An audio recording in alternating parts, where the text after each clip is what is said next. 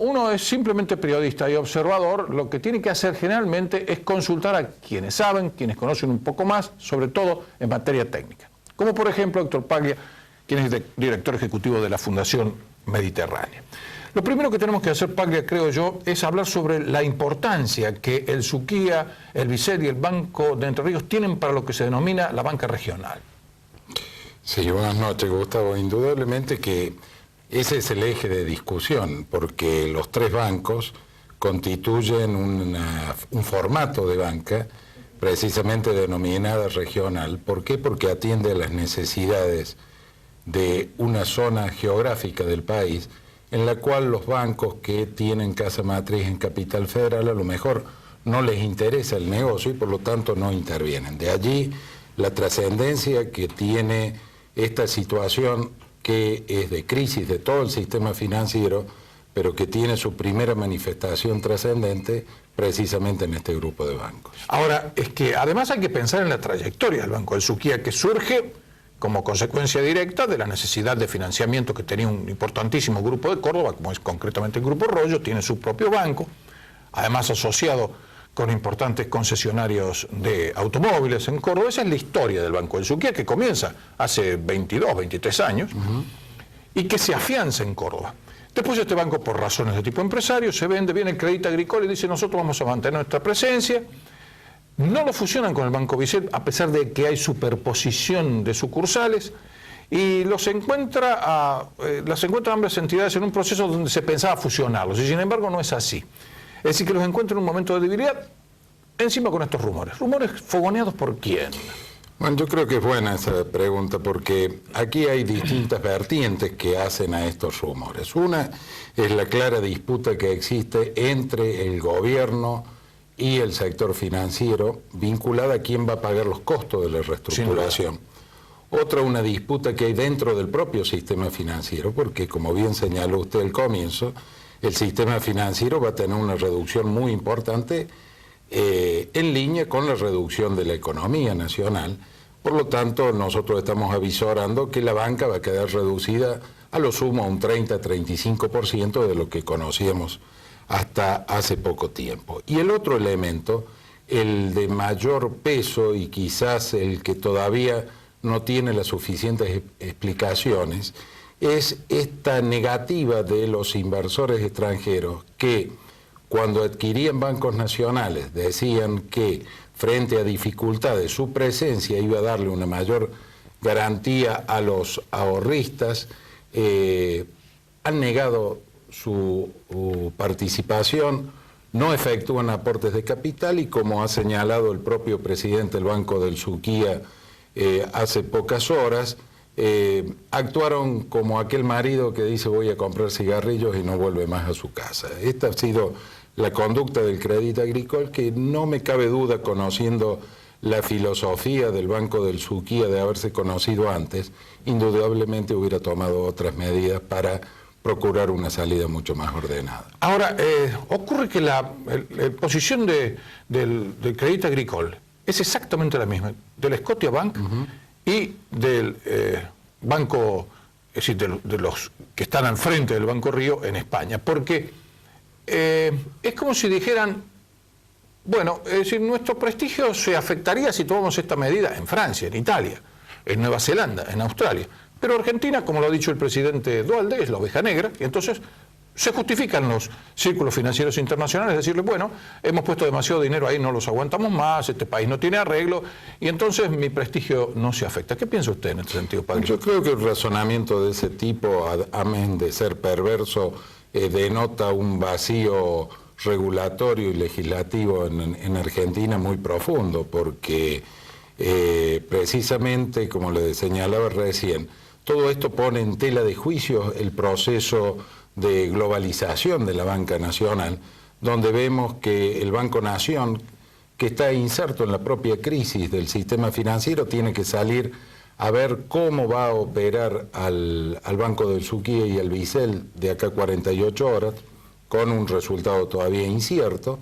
Entonces, como le decía, esto pone en tela de juicio todo este marketing que en su momento se hizo, diciendo y señalando que la extranjerización de la banca nacional Le iba a dar implicaba mayor robustez y mayor solidez.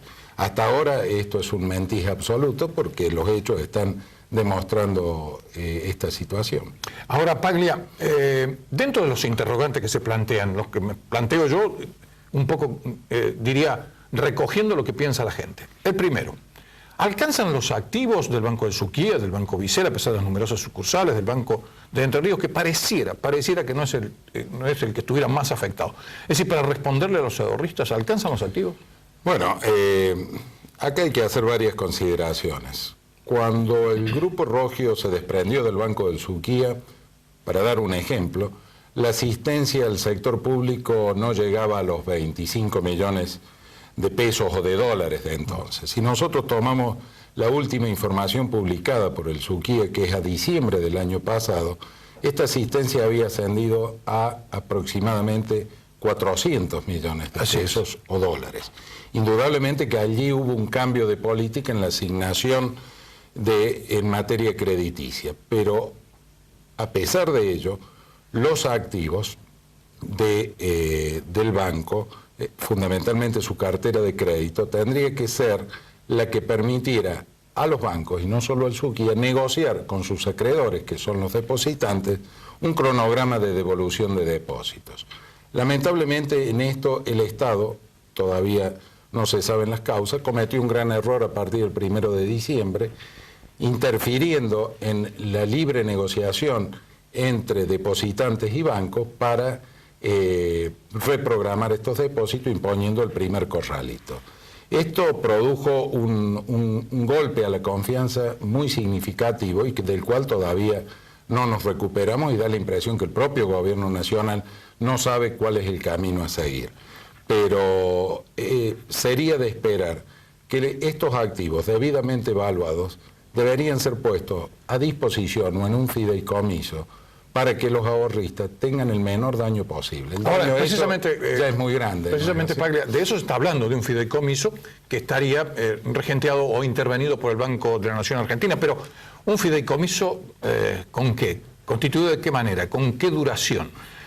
¿Con qué finalidad? Esas son las preguntas que se hace la gente, sobre todo el ahorrista, la gente común y además, por supuesto, de los empresarios que nos... Bueno, es que aquí no tendría que estar el Banco Nación, le soy sincero, Gustavo, yo en esto creo que el Estado es accionista de los bancos públicos, por lo tanto tendría que procurar una solución a los ahorristas del sector público, pero los bancos privados que han asumido riesgos, que son empresas de riesgo como cualquier otra, usted tiene una empresa periodística, si le va mal, no viene el Estado ni pretende usted socializar sus pérdidas para mantenerse en pie. Por lo tanto, pero lo que pasa es que se mezclan cuestiones políticas, Paglia, con todo esto. Han intervenido los gobernadores de Santa Fe y de Córdoba porque dicen, bueno, se nos cae el... No, indudablemente, que la intervención tanto de Reutemann como de la Sota ha sido oportuna y por lo menos manifiesta la preocupación porque hay toda una región que se queda sin financiamiento. Yo estoy yendo al fondo de la cuestión, que es haber puesto a un Estado, es decir, a toda una nación, para solucionar un problema que era propio de un sector frente a problemas muy graves de la economía en general. Pero es el Estado el que debe dictar las normas generales, pero la relación entre privados, si no hay un gran contrasentido, estamos declamando que queremos estar en el mundo capitalista, en la economía de mercado, pero para ciertos sectores hay una intervención muy fuerte del Estado que está distorsionando absolutamente todo. No, sin duda. Ahora, la pregunta que surge inmediatamente después de esta exposición suya es la siguiente. ¿Cuál va a ser la actitud cuando caiga otro banco? Porque indudablemente va a caer otro banco. Es decir, ¿vamos a salir de nuevo a rescatarlos? Es decir, ¿los ahorros de toda la gente, los esfuerzos, los impuestos de todo el mundo van a ir a redescuentos o va el Banco Central a hacer funcionar la maquinita para asistir con redescuentos a estos bancos? Bueno, es que precisamente todos estos errores de política económica han llevado a un dilema de hierro. Si el Banco Central sigue asistiendo, que por lo tanto implica dar redescuentos, no hay control de la canalización de esos redescuentos, que en gran parte terminan en el dólar y por lo tanto vamos a una etapa hiperinflacionaria prácticamente en forma automática, no más allá de 45 o 60 días. Lo otro es ver cuál es la reestructuración. Ahora, la reestructuración no se va a poder hacer si no está dentro de un paraguas de políticas generales con fuerte liderazgo político. Es decir, ¿Qué es lo que falta, no? Falta el liderazgo. Acá está faltando la redefinición de los grandes institutos económicos y de los grandes institutos políticos. En este caso, la crisis económica es subsidiaria a la gran crisis cultural y política que vive el país. Si no se ataca precisamente las causas que están produciendo todo este desmanejo, todo este desmadre, indudablemente va a ser muy difícil tener soluciones lógicas y pacíficas. Temas que usted ha tratado en su libro de muy reciente publicación, le hemos dado una lectura muy rápida, pero indudablemente lo que está expresando va en consonancia con eso, que es decir, fue escrito antes de que cayera el Banco del Sucre, antes de que cayera el Scotiabank, pero indudablemente con este proceso que viene produciéndose en el país a lo largo de tanto tiempo. Y la otra pregunta que surge en todo esto, ¿es factible que estos bancos sean viables cuando todavía no se soluciona el corralito, cuando no se sabe si va a haber bonos, qué finalidad se le va a dar a los bonos? Es decir, ¿cuál es el futuro económico no mediato, el futuro de mañana en el país? Sí, no, indudablemente que no se puede hablar seriamente de viabilidad o no del sistema financiero en su conjunto, en tanto y en cuanto, reitero, no volvamos a plantear la cuestión de fondo, que es una cuestión política muy profunda, una crisis sistémica muy profunda que se ha venido desarrollando y se ha venido incubando desde el año 96 a esta parte. Entonces, en la medida que no se ataquen esas causas, en la medida que el gobierno nacional no entienda que es un gobierno de transición y que por lo tanto tiene dos cosas por hacer: atender la contención social con transparencia y sin todas estas denuncias que estamos viendo, y por otro lado asumir los costos en materia fiscal, económica y política que debe asumir para dar un panorama de estabilización que permita fijar una agenda de sacrificio para un próximo gobierno que con fuerte liderazgo pueda convencer y persuadir a la población que de esta situación no se sale ni rápido ni fácil, sino con años de trabajo y esfuerzo. Una última pregunta porque sé que está apurado. ¿Es viable? Yo no me estoy refiriendo al Banco del Sucre, ni al BICE, ni al Banco de Entre Ríos. ¿Es viable el sistema financiero argentino? Tal cual como está planteado en estos momentos, es totalmente inviable. Es decir, no hay quien ponga un peso, nadie confía en los bancos. Hay que pensar en un rediseño muy profundo y que va a demandar también mucho tiempo para restablecer la confianza. Mire, Gustavo, fíjese en México, después del tequila. ¿Cuánto tiempo, a pesar de la proximidad de su vecino Estados Unidos, de la fuerte inyección de inversión directa que tuvo, cuánto tiempo demoró? Recién el año pasado empezó a haber un proceso de bancarización creciente. Sí, estamos hablando de entidades como el Banamex, por ejemplo. Así es. Que eran fuertísimas. Que eran fuertísimos. Esto, indudablemente, que a Argentina le va a costar mucho reconstruirlo. Gracias, Paglia, por su presencia en Córdoba al Mundo.